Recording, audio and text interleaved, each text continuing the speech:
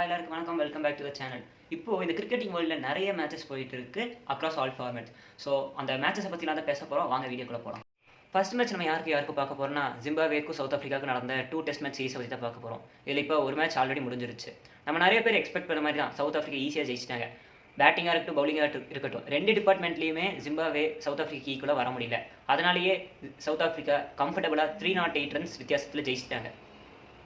இப்போ முக்கியமாக இதில் நம்ம 2 விஷயம் பார்க்க போகிறோம். ஒன்று வந்து பிளேயர் ஆஃப் த மேட்ச் வாங்கின யாருன்னா வெறும் 19 இயர்ஸ் ஓல்டான லுவாண்ட்ரே பிரிட்டோரியஸ். இதுதான் அவர் சவுத் ஆஃப்ரிக்காவுக்காக டெஸ்ட் மேட்ச் விளையாடுற ஃபர்ஸ்ட் மேட்ச். அதிலே 153 ரன் எடுத்து மேன் ஆஃப் த மேட்ச் வாங்கியிருக்காரு. இன்னொரு விஷயம், இதே நம்ம பேட்டிங்கில் பார்த்தோம்னா நம்ம சிஎஸ்கே ஃபேன்ஸுக்குள்ள ஒரு ஹாப்பியான நியூஸ். ஏன்னா டெவால் ப்ரூவர்ஸ் ஃபஸ்ட்டு ஒரு 15 பால் நல்லா டெஸ்ட் மேட்ச் மாதிரி பொறுமையாக ஆடிட்டு அப்புறம் டப்பு T20 மோடு போய் அடிக்க ஆரம்பிச்சிட்டாரு. அந்த அக்ரெசிவ் மோட்லேயே இருந்தால 55 ரன்ஸில் அவுட் ஆகிட்டாரு. ஆனால் இப்போ தான் அவருக்கு சவுத் ஆஃப்ரிக்கா டீமில் சான்ஸ் கிடைக்கிறனால இப்படியே ஸ்கோர் பண்ணாலும் இனி நிறைய வருஷத்துக்கு விளையாடலாம். ரெண்டாவது விஷயம் வந்து கார்பன் போஷ். கரெக்டாக தான் ப்ரொனவுன்ஸ் பண்ணுறான்னு தெரியல, இருந்தாலும் சொல்கிறேன். இவர் வந்து ஒரு சவுத் ஆஃப்ரிக்கா ஆல்ரவுண்டர். இவர் என்ன பண்ணியிருக்காருன்னா ஒரே மேட்ச்சில் செஞ்சுரி அடித்து 5 விக்கெட் ஆகல எடுத்திருக்காரு. இது சவுத் ஆஃப்ரிக்காவுக்கு ரொம்ப வருஷம் கழிச்சு நடக்குது. இது கடைசியாக பண்ணது Jacques Kallis, the legendary allrounder. அந்த லிஸ்ட்டில் இப்போ கார்பன் போஷ் வந்து சேர்ந்துருக்காரு. நெக்ஸ்ட் செகண்ட் மேட்ச் வந்து ஜூலை 6 ஆரம்பிக்குது. எப்படியோ மேக்ஸிமம் சவுத் ஆஃப்ரிக்கா ஜெயிக்கிறதுக்கு வாய்ப்பு இருக்குது. ஜிம்பாப்வே ஏதாச்சும் ஸ்பெஷலாக நம்மளுக்கு சர்ப்ரைஸ் கொடுக்குறாங்களான்னு வெயிட் பண்ணி தான் பார்க்கணும். நெக்ஸ்ட்டு நம்ம என்ன மேட்ச் பற்றி பார்க்க போகிறோம்னா ஆஸ்திரேலியா வர்சஸ் வெஸ்ட் இண்டீஸ் தான். இவங்க ஆல்ரெடி ஒரு டெஸ்ட் மேட்ச் விளையாண்டு முடிச்சிட்டாங்க. நல்ல பவுலிங் கண்டிஷனாக தான் இருந்துச்சு பார்பேடோஸில். அதாவது ஒரு பால் நல்ல ஸ்விங் ஆச்சு, ஒரு பால் நல்ல பவுன்ஸ் ஆகுது, அடுத்த பால் அப்படியே பவுன்ஸ் முட்டி கீழே போகுது. அதனால் பேட்டிங்க்கு ரொம்ப டஃப்பான பிச்சாக தான் இருந்துச்சு. 2 டீமுமே பவுலிங்கில் நல்லாவே பர்ஃபார்ம் பண்ணாங்க. மெயினாக சமார் ஜோசப். அவனுக்கு ஆஸ்திரேலியா மேலே என்ன காண்டின்னு தெரில. வரான் நல்லா 25 ஓவர் ஒரு இன்னிங்ஸ் போகிற எல்லா பாலும் உசுறு கொடுத்து 150க்கு மேலே போடுறான், விக்கெட் எடுக்கிறான். ஆனால் இது என்னன்னா மேட்ச்சில் மட்டும் இல்லாமல் வெளியும் நிறைய அலிகேஷன் இருக்காது. சமார் ஜோசப் நிறைய கேர்ள்ஸை வந்து ஹராஸ் பண்ணியிருக்காருன்ட்டு. அதை பற்றி நீ எந்த பெரிய நியூஸ் வரல. நான் இப்போதைக்கு நம்ம கிரிக்கெட்டிங் நியூஸை மட்டும் ஃபோக்கஸ் பண்ணுவோம். கடைசியில் எப்படியோ ஆஸ்திரேலியா அவங்களோட செகண்ட் இன்னிங்ஸில் ஓரளவுக்கு அந்த பிச்சை கஷ்டப்பட்டு பேட்டிங் ஆடினால 159 ரன்ஸ் டிஃபரன்ஸில் ஜெயிச்சிட்டாங்க. இந்த மேட்ச்சில் யார் மேன் ஆஃப் த மேட்ச்னா தலைவலி கொடுக்குற டிராவிஸ் ஹெட் தான். நெக்ஸ்ட் நம்ம பார்க்க போகிறது MLC கிரிக்கெட், அதாவது மேஜர் லீக் கிரிக்கெட். இது யூஎஸ்ல நடக்கிற நம்ம IPLனே சொல்லலாம்.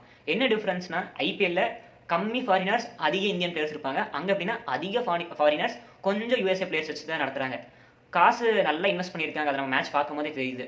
இப்போது அதில் 6 டீம் தான் விளையாடுறாங்க. IPL மாதிரி 8-10 இல்லை, வெறும் 6 டீம் தான். இப்போ வந்து மேக்ஸிமமான டீம்ஸ் 7-8 மேட்சஸ் விளையாண்டாங்க. மொத்தமாக 10 மேட்ச் விளையாடுவாங்க லீக் மேட்சஸில். அதில் இப்போதைக்கு 3 டீம் ஆல்ரெடி குவாலிஃபை ஆகிட்டாங்க பிளே ஆஃபுக்கு. ஒன்று வந்து சான் பிரான்சிஸ்கோ யூனிகார்ன்ஸ். இதை கேப்டன் பண்ணுறது Matt Short, Australian allrounder top order batsman. ரெண்டாவது வந்து வாஷிங்டன் ஃப்ரீடம். இதை கேப்டன் பண்ணுறது மேக்ஸ்வெல். மூணாவது வந்து CSKவோட MLC டீமான டெக்ஸஸ் சூப்பர் கிங்ஸ். இதை கேப்டன் பண்ணுறது ஃபாஃப் டு பிளஸஸ். இதில் நம்ம சென்னை பிளேயரான நூர் அஹமத் இப்போதைக்கு 5th பிளேஸில் இருக்கிற டாப் விக்கெட்டில் 10 விக்கெட்டோட. மீதி 3 டீமுக்குள்ளே தான் இனி அந்த ஒரு ஸ்பாட்டுக்கான போட்டி. இதில் என்ன இன்ட்ரெஸ்டிங்னா கடைசி பிளேஸில் இருக்கிறது கொல்கட்டா நைட் ரைடர்ஸோட MLC டீம், அதாவது LA நைட் ரைடர்ஸ். இவங்க வந்து 7 மேட்ச் விளையாண்டு ஒரே ஒரு வின் தான் பண்ணியிருக்காங்க. இதே 5th பிளேஸான MIயோட, அதாவது மும்பை இந்தியன்ஸோட MLC டீமான MI நியூயார்க், இவங்களும் 7 மேட்ச் விளையாண்டு ஒரே ஒரு வின் தான் பண்ணியிருக்காங்க. அதாவது மொத்தமாக 2 பேருமே 2 பாயிண்ட் தான் எடுத்திருக்காங்க. ஆனால் இப்போ நடக்கிற இந்த 3 மேட்ச்சில் 3மே ஜெயிச்சாங்கன்னா அவங்க செமிஃபைனல்ஸ் போகிறக்கு வாய்ப்பு இருக்குது.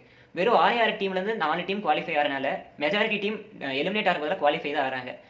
கூடிய சீக்கிரத்தில் எக்ஸ்ட்ரா 2 டீம் வந்துச்சுன்னா இது பேலன்ஸாக இருக்க வாய்ப்பு இருக்குது. யார் அந்த 3வது டீமாக உள்ளே போகிறாங்கன்னு பார்க்கலாம். ஏன்னா சியாட்டில் ஆர்கர்ஸ்னு ஒரு US பிராண்ட் டீம் வந்து இப்போ 8ல் 3 மேட்ச் ஜெயிச்சு 4th பிளேஸில் இருக்காங்க. ஆனால் அவங்க என்ன மாதிரி டீமாக இருக்காங்கன்னா தொடர்ந்து 10 மேட்ச் தோத்தாங்க. இப்போ தொடர்ந்து 3 மேட்ச் ஜெயிச்சிருக்காங்க. அதனால் மறுபடியும் லூசிங் ஸ்ட்ரீக்ஸ் போகிறக்கு வாய்ப்பு இருக்குது. MI இல்லைனா நைட் ரைடர்ஸ், அவங்க 2 டீமும் இதை யூட்டிலைஸ் பண்ணி மேலே வராங்களா இல்லையான்னு பார்ப்போம். வெளிநாட்டில் இருக்கிற லீகை பற்றி பார்த்தாச்சு. இப்போ தமிழ்நாட்டிலே இருந்துட்டு TNPL பற்றி பேசினா தப்பாயிரும். ஆனால் TNPL என்னெல்லாம் நடந்துச்சுன்னு பார்ப்போமா. ஆல்ரெடி இங்கே வந்து லீக் மேட்சஸ்லாம் முடிஞ்சு பிளே ஆஃபும் ஆரம்பிச்சிருச்சு. இப்போ குவாலிஃபயர்ஸ் 1 ஆல்ரெடி நடந்து முடிஞ்சு. இது வந்து ஐட்ரீம் திருப்பூர் தமிழன்ஸுக்கும் சேப்பாக் சூப்பர் கில்லிஸுக்கும் நடந்துச்சு. ஃபர்ஸ்ட் பேட்டிங் அந்த திருப்பூர் டாப் ஆர்டர் நல்லாவே செட் பண்ணி கொடுத்தாங்க. அப்புறம் அந்த 3 விக்கெட் போனதுக்கடுத்து ரன் ரேட்டும் ரொம்ப கம்மியாயிருச்சு, விக்கெட்ஸ் தொடர்ந்து விழுந்துட்டே இருந்துச்சு. ஆனால் கடைசி 4 ஓவர்ஸில் சசிதேவ் வந்து ஒரு குயிக் 550 அடிச்சனால திருப்பூர் 202ல முடிச்சாங்க. இதே ஆப்போசிட் சைடில் செகண்ட் இன்னிங்ஸ்க்கு வந்த சேப்பாக் சூப்பர் கில்லிஸ் ஃபர்ஸ்ட் ஒரு விக்கெட் போனாலுமே அபராஜித் பவர் பிளேயர் யூஸ் பண்ணுறதுக்கு நல்லா அட்டாக்கிங் ஆடிட்டு இருந்தார். அபராஜித் ஒரு 30 ரன்ஸில் அவுட் ஆனோடனே சேப்பாக் சூப்பர் கில்லிஸ்லையும் ஸ்ட்ரைட்டாக கொலாப்ஸ் ஆரம்பிச்சிருச்சு. இங்கே போய் சசிதேவன் ஒரு பிளேயர் வந்து டக்குன்னு ஒரு 50 ரன் அடிச்சாரோ அந்த மாதிரி அங்கே யாருனாலே அடிக்க முடியல. அதனாலேயே 20 ஓவர் கூட ஃபுல்லாக ஆட முடியாமல் 16th ஓவர்லேயே ஆல் அவுட் ஆகிறாங்க. இப்போது இந்த மேட்ச் முடிஞ்சனால இந்த சீசன் TNPLல first team to qualify for the finals வந்து ஐட்ரீம் திருப்பூர் தமிழன்ஸ் தான். சேப்பாக் சூப்பர் கில்லிஸுக்கு இன்னொரு சான்ஸ் இருக்குது குவாலிஃபயர் 2ல. இன்றைக்கி, அதாவது நான் ரெக்கார்ட் பண்ணுற டேட் ஜூலை 2 வந்து எலிமினேட்டர் 1 நடக்க போகுது. Dindigul Dragons versus Trichy Grand Cholas. ஒரு சைடு வந்து நல்ல IPL எக்ஸ்பீரியன்ஸ்டு பிளேயர்ஸ், இன்னொரு சைடு ஃபுல் ஆஃப் ஆல்ரவுண்டர்ஸ். இவங்க ஆல்ரெடி லீக் மேட்சஸில் இந்த 2 டீம் எதிர்க்கும் போது திருச்சி கிராண்ட் சோலாஸ் வந்து கடைசி ஓவரில் வந்து ஜெயிச்சாங்க. இந்த தடவை அதே மாதிரி நடக்குமா, இல்லை திண்டுக்கல் ட்ரையன்ஸ் அதுக்கு ரிவெஞ்ச் எடுப்பாங்களான்னு பார்க்கலாம். யார் ஜெயிச்சாலுமே இவங்க குவாலிஃபயர்ஸ் 2ல சேப்பாக் சூப்பர் லீக்ஸை விளையாட போகிறாங்க. உலகத்தை சுற்றி நிறைய மேட்சஸ் போயிட்டு இருந்தாலும் இப்போ பர்டிகுலராக ஒரு கண்ட்ரியில் தான் அதில் பாதி மேட்சஸ் நடந்துட்டு இருக்கு. அது என்ன கண்ட்ரினா இங்கிலாந்து. இப்போ நான் சும்மா பார்த்தாலே 5 விதமான சீரிஸ் உள்ளே போயிட்டு இருக்கு. 3 international 2 domestic. First India senior men's versus England senior men's test match போயிட்டு இருக்கு. ரெண்டாவது ஜூனியர்ஸ், அதாவது India under 19 versus England under 19 போயிட்டு இருக்கு. மூணாவது India women's versus England women's match போயிட்டு இருக்கு. இது 3 இன்டர்நேஷனல். நெக்ஸ்ட் 2 டொமஸ்டிக்ல வந்து இந்தியா ஐபிஎல் மாதிரி இங்கிலாந்து ஐபிஎல்லான வைட்டாலிட்டி T20 பிளஸ் நடந்துட்டு இருக்கு. இப்போதைக்கு பாதியில் நின்றுருக்கு. இனி சில மேட்சஸ் இருக்கு. இதை தவிர மறுபடியும் ரஞ்சி டிராஃபி மாதிரி அங்கே கவுண்டி கிரிக்கெட் விளையாடுவாங்க, அதுவும் போயிட்டு இருக்கு. இந்த மாதிரி 5 விதமான சீரிஸ் போயிட்டு இருந்தாலும் கிரவுண்டை கரெக்டாக யூட்டிலைஸ் பண்ணி கிரவுண்ட் நல்ல கண்டிஷன்லேயே வச்சிருக்காங்க. Good thing England team and England ரோல். நம்ம ஃபர்ஸ்ட் ஜூனியர்ஸ் டீம் கிட்ட இருந்தே போயிடலாம். அதாவது India under 19 versus England under 19. இது வந்து 5 ODI சீரிஸ் தான். ஆல்ரெடி 2 மேட்ச் முடிஞ்சு 1-1 ட்ராவில் இருக்காங்க. ஃபர்ஸ்ட் மேட்ச் வந்து இங்கிலாண்டால ரொம்பலாம் பர்ஃபார்ம் பண்ண முடியல. ரொம்ப கம்மியான ஸ்கோர் தான் டார்கெட்டாக இருக்கிறாங்க. அது இந்தியா டீம் ஈஸியாக 6 விக்கெட் டிஃபரன்ஸில் ஜெயிச்சிட்டாங்க. செகண்ட் மேட்ச் தான் இருக்கிறதுலே ரொம்ப இன்ட்ரெஸ்டிங்காக போயிருக்கு. ஃபர்ஸ்ட் பேட்டிங் ஆடி இந்தியா 291 ரன்ஸ் அடிச்சிருக்காங்க. இதில் நிறைய கான்ட்ரிபியூஷன் இருந்திருக்கு. 40s 30s கான்ட்ரிபியூட் பண்ணியிருக்காங்க. இதே ஆப்போசிட் இங்கிலாந்து டீமில் பார்த்தீங்கன்னா ஃபர்ஸ்ட் கொஞ்சம் கொலாப்ஸ் ஆகிருக்காங்க. அதாவது சீக்கிரம் விக்கெட் விழுந்திருக்கு. அப்புறம் யங் ஏஜ்லேயே கேப்டனாக இருந்து ரெஸ்பான்சிபிலிட்டி எடுத்து விளையாண்டுருக்காரு. அதாவது இங்கிலாந்து கேப்டனாக தாமஸ் ரூ 131 ரன்ஸை வெறும் 89 பால்ஸில் அடிச்சிருக்காரு. இதுக்கடுத்தும் கொஞ்சம் கொஞ்சமாக ப்ரெஷர் ஆகும்போது பவுலர்ஸ் 12, 20 அந்த மாதிரி அடிச்சு கடைசி ஓவரில் 1 விக்கெட் டிஃபரன்ஸில் இந்தியா அண்டர் 19 தோக்கடிச்சிட்டாங்க. இப்போ நான் ரெக்கார்ட் பண்ணுற டைமில் தேர்ட் மேட்ச் நடந்துட்டு இருக்கும். ஆனால் மழை வந்து கிரவுண்டில் அவுட் ஃபீல்ட் வெட்டாக இருக்கனால அந்த மேட்ச் இப்போ முடி ஸ்டார்ட் பண்ணல. ஸ்டார்ட் பண்ணியிருந்தா யாராலும் ஜெயிச்சிருக்கலாம். ஏன்னா 2 டீமுமே டேலண்டடான யங்ஸ்டர்ஸ் இருக்காங்க. நெக்ஸ்ட் மகளிர் கிரிக்கெட், அதாவது India women's versus England women's match தான். இது வந்து ஒரு 5 T20A சீரிஸ். ஆல்ரெடி 2 மேட்ச் நடந்து முடிஞ்சிருச்சு. இதில் ஃபர்ஸ்ட் மேட்ச்சில் இந்தியா பேட்டிங் ஆடி 210 ரன் அடிக்கிறாங்க. இதில் என்ன மெயினான கான்ட்ரிபியூஷன் யார் பண்ணியிருக்காங்கன்னா ஸ்மிருதி மந்தனா. நிறைய பேருக்கு பிடிச்ச கிரிக்கெட்டர், நல்லா இந்தியா உமன்ஸ் கிரிக்கெட் நல்ல ஃபேமஸான கிரிக்கெட்டர். அந்த செஞ்சுரி அடிச்சனாலே ஒரு ப்ரெஸ்டீஜியஸான லிஸ்ட்டு கூட வந்திருக்காங்க. அந்த லிஸ்ட்டில் யாரெல்லாம் இருக்காங்கன்னா சுரேஷ் ரெய்னா, ரோஹித் சர்மா, KL ராகுல், சுப்மன் கில், அப்புறம் விராட் கோலி. என்னடா ஸ்மிருதி மந்தனா வந்து ஒரு உமன்ஸ் கிரிக்கெட்டர், நீ சொன்ன லிஸ்ட்டில் எல்லாருமே மென்ஸ் கிரிக்கெட்டராக இருக்காங்கன்னா அதுதான் ரொம்ப பெரிய விஷயம். இந்தியா பிளேயர்ஸ்லேயே, அதாவது மென்னாக இருக்கட்டும் உமனாக இருக்கட்டும், இவங்க தான் 6th பிளேயர் 3 ஃபார்மேட்லையுமே, அதாவது டெஸ்ட், ODI, T20 3த்துலையுமே இன்டர்நேஷனல் லெவலில் செஞ்சுரி அடிச்சிருக்காங்க. அப்புறம் அதே மேட்ச்சில் நம்ம இந்தியா டீம் பவுலிங் போடும்போது ஒரு 20 வயசான உமன் யங்ஸ்டர், அதாவது சாரினி லெஃப்ட் ஆர்ம் ஸ்பின் பவுலர் வந்து 4 விக்கெட் எடுத்தாங்க. அந்த மேட்சை 97 ரன்ஸ் வித்தியாசத்தில் ஜெயிச்சிட்டாங்க.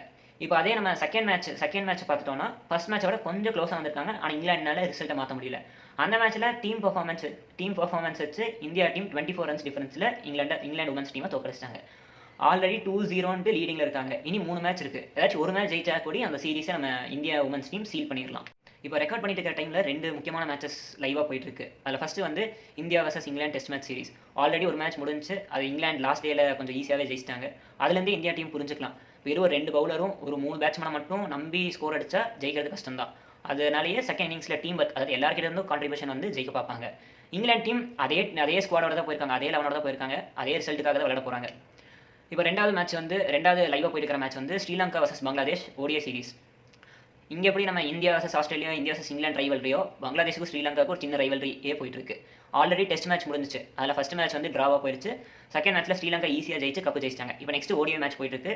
உலகம் ஃபுல்லாக கிரிக்கெட் நடந்தாலும் நம்ம ரொம்ப எக்ஸ்பெக்ட் பண்ணி ரொம்ப செலிப்ரேட் பண்ணுற கிரிக்கெட் வந்து IPL தான். அதில் இருக்கிற அப்டேட் பார்த்துடலாமா? ஏன்னா போன சீசன் முடிஞ்சே கொஞ்ச நாள் தான் இருக்குது. ஆனால் அதுக்குள்ளே சில அப்டேட் வர ஆரம்பிச்சிருச்சு. இதில் மெயினாக நம்ம CSK ஃபோக்கஸ் பண்ணி தான் பார்க்க போகிறோம். ஏன்னா CSK சுற்றி தான் நிறைய ரூமர்ஸ் வந்துட்டு இருக்கு.